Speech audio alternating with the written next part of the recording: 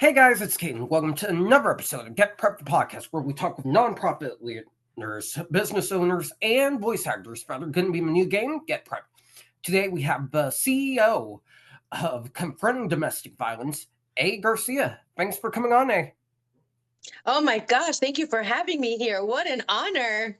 All right, my first question for you is, what led you to the world of nonprofits and what drives your passion?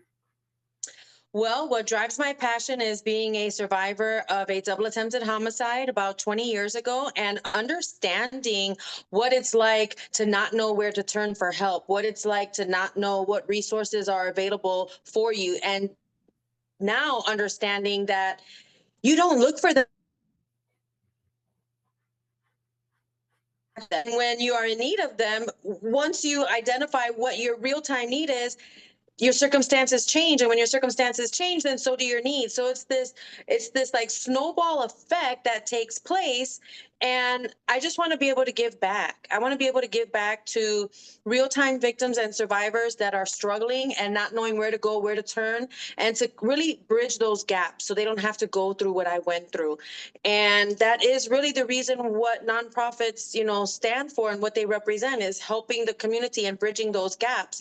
So I was in ICU from a very terrible car accident about 4 years ago. And when I realized that I only had a 1% chance of surviving, I just petitioned my creator, why is my life being spared? What am I supposed to be doing?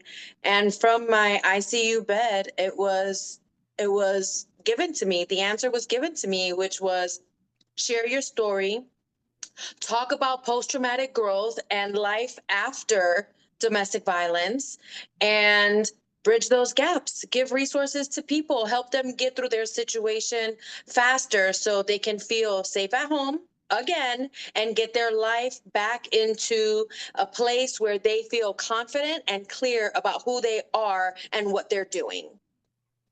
That's a really beautiful way to put it. That's exactly why nonprofits are around to help the community in any way they can. My next question for you is what's been the biggest challenge in running your nonprofit and how did you overcome it? Well, my biggest challenge in running the nonprofit is funding, and I have not overcome it yet. Yeah, I definitely feel that. I don't think any nonprofit has, but we'll hopefully get there eventually. It's all about outreach, in my opinion. My next question for you is do you have a personal mantra or quote that guides you in your work? Well, yes and no. I don't, that's a good one, actually. So, my personal belief in how I got to post traumatic growth, PTG, is understanding that you can move a million times, but you live in your head. So it's all about leveling up your coping skills and really believing in yourself and knowing it's okay if you don't know who you are in the moment, as long as you know who you're not and you keep marching forward. And I strongly, strongly live by that.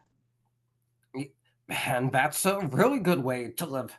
My next question for you is can you share a memorable moment or success story that keeps you motivated? Oh my gosh, this is almost every day, if not every other day, when I'm actually talking to a real time victim and survivor, and they're calling us for help. That is so rewarding, and it feels like we are serving our purpose and living up to our mission.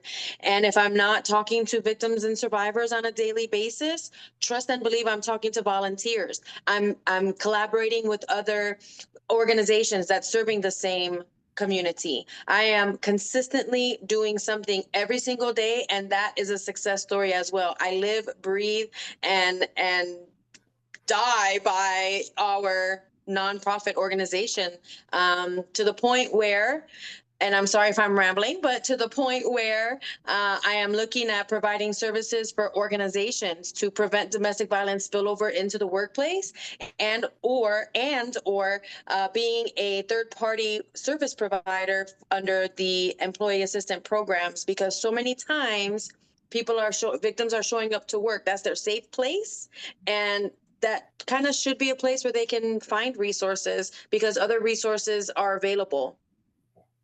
I absolutely agree with that perspective. My next question for you is, if you're a nonprofit having limited resources, what's the first thing you do?